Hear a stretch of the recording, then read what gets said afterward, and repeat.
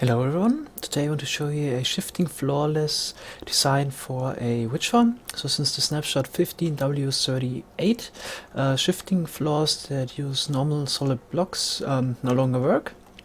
There's still the alternative to use soul sand, and yeah, all the shifting floor farms that are out at the moment still work with that.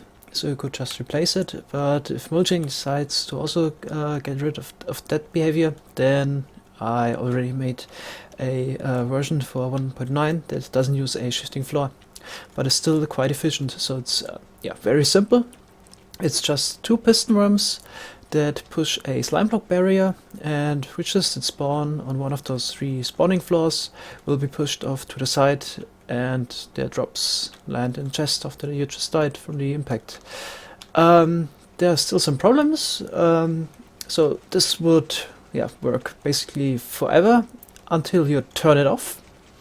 So yeah, it's super simple. It's just a line of solid blocks that are powering the pistons, and it's attached to a comparator clock.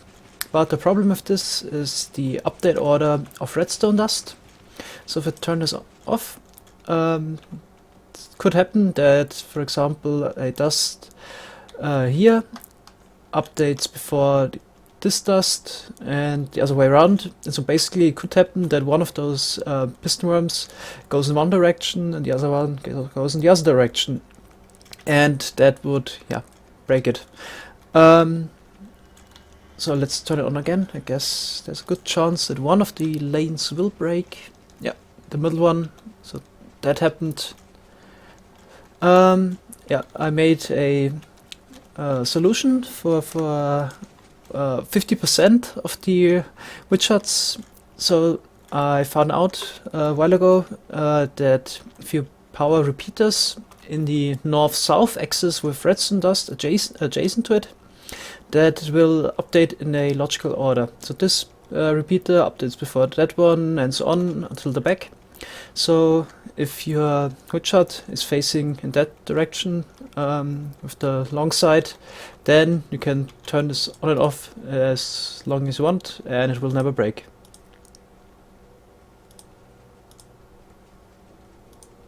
And so on. Yeah, sadly, this doesn't work in the east-west direction.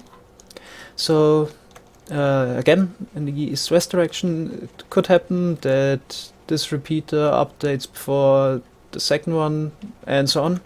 And then again, one piston worm goes in one direction, the other one goes in other direction. So if you have a witch hut facing in the east-west direction, one solution would be to make the slime block line longer. You could also cover 9 spawning spaces with it, but it would of course reduce the efficiency of the farm that I haven't managed, by the way. So I made a 1 hour test and got 6,200 drops per hour with this.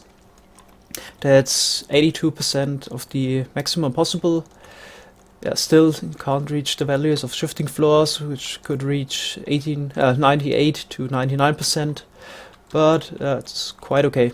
So yeah, the main bottleneck is the spawning spaces. So you always block a certain amount of spawning spaces with the slime block line, and if you would attach 2 more slime blocks, then instead of blocking 7 spawning spaces, you block 9.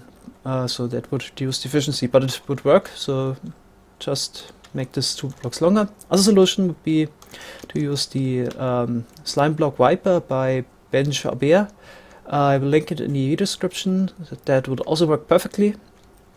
And yeah, of course, a 2-way flying machine would also work, but it's getting a little bit complicated then. And I also made another interesting solution to stop a piston worm in a predictable way. So those pistons are budded, and if I remove the power, when this piston updates the piston arm, it would retract it.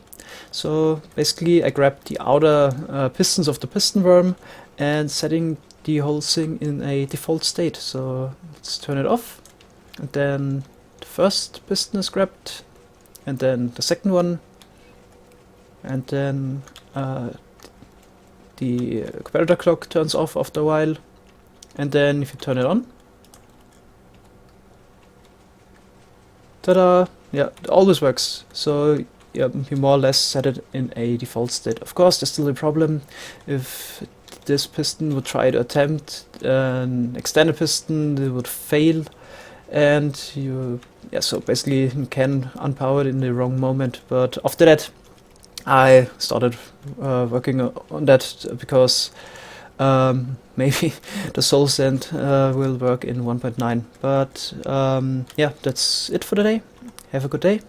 Goodbye.